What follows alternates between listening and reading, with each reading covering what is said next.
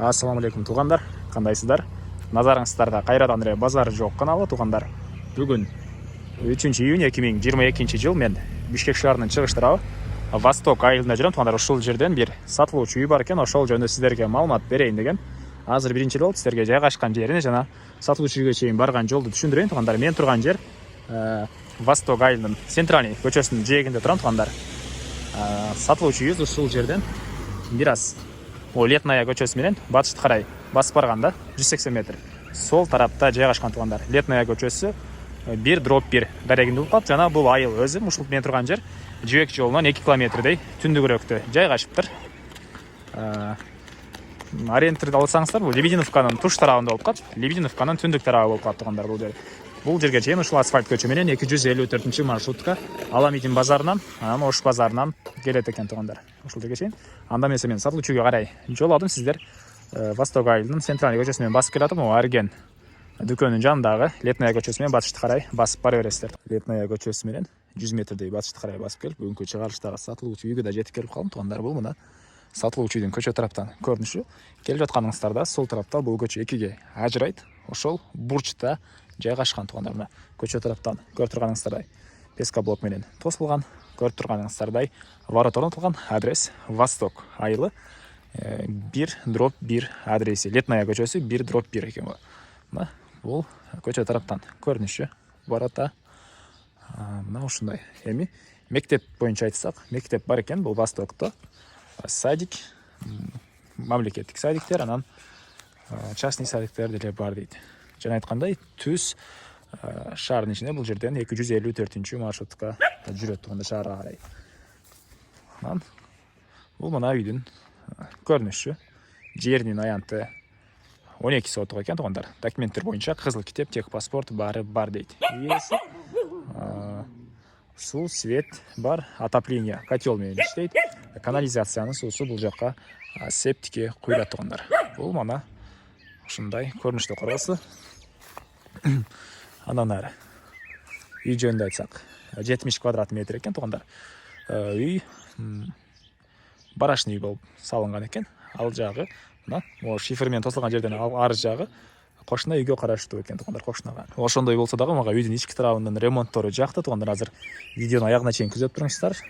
Үй жакшы экен. Окей. Анан бул жакта летний кухня деле бар. Отоплениянын котелу бул жерде жайгашкан туғандар. Азыр биринчи ички тарабын көргөзөйүн, андан соң короосуна чыгып калган маалыматтарды берем туғандар. Бул үйдүн негизи кирүүчү эшиги. Мына ушундай темир эшик орнотулган туғандар. Киргенде прихожка туғандар. Окей. Мына ушундай көрүнүштө дубалдар шпаклевка, потолок пластик экен, жана түндүк тараптан пластик терезе орнотулуптур. Андан ары түзөтсөк мындай холл деп коебузбу же коридор деп коебузбу. Мына ушундай жер бар экен туғандар. Дубалдар обой, потолок гипсокартон, жана ушул эле жерден калган бардык бөлмөлөргө өтүп кетсек болот. Бул жакта спальня, ал жакта зал. Бардык эле бөлмөлөрдүн полу жыгачтан болгон пол экен туғандар. Жана айткандай, үйдө параллель отопление бар. Мына ар бир бөлмөгө отоплениянын батареялары да орнотулган туғандар. Сиздерге бир чекеден көргөзүп кете берейин. Бул жака кирсек бир ондай спальня бөлмө. Батыш тараптан терезе орнотулган. Пол жыгачтан болгон пол. Потолок гипсокартон жана дубалдары обой экен туғандар. Андан ары ушул жерден түзөтсөк, бул жакта дагы бир мындай зал туғандар. Батыш тараптан терезе орнотулуптур. Потолок гипсокартон экен, жана дубалдары обой. Бул бөлмөнүн деле. Окей, мына ушундай көрүнүштө. Эми эле бул холлго чыгып оң тарапка кайрылсак, бул жакта дагы мындай бир чоң спальня бөлмө бар экен. Дубалдар шпаклевка, потолок гипсокартон, жана чыгыш тараптан терезе орнотулган туғандар. Пол жыгачтан болгон пол. Ушундай көрүнүштө үйдүн жалпы аянты 70 квадрат метр. Жеринин эмес, үйдүн өзүнүн туғандар. Андан ары ушул жерден оң тарапка кирсек, кухня жайгашкан. Окей. Көрүп турганыңыздардай кухня дөөлөр орнотулган. Шығыс тараптан терезе орнатылған туғандар, ішкі тараптан су шығару раковина деле орнатылып тұр. Бұл жердің деле болу жиғаштан болған пол туғандар. Ушундай көрүнүштө.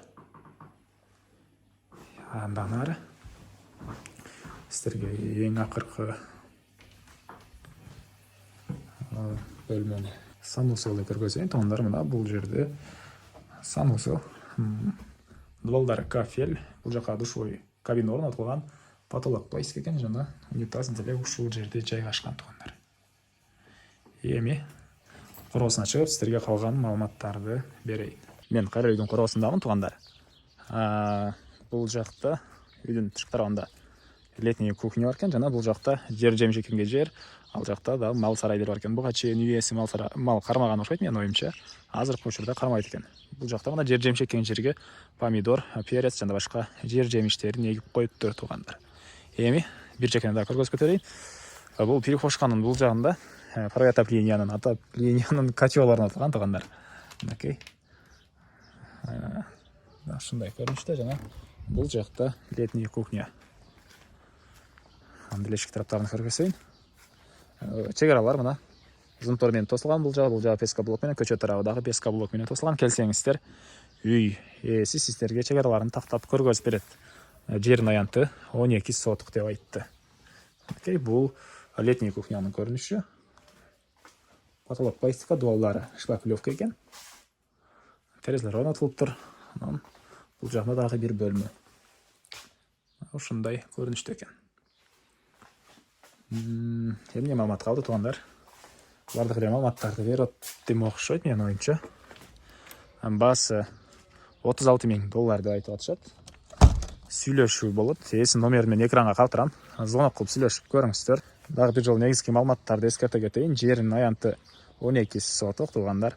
Ишек шаарынын чыгыш тарабы Восток айылы. Аламидин районуна караштуу болуп калат экен. Чүй областынын Аламидин районуна караштуу болот экен, бирок 254 маршрутка менен сиздер бат эле Аламидин базарынан шаардын ичине бул жерден бир аз эле бассаңыздар уже шаарга караштуу болуп кетет ал жагы.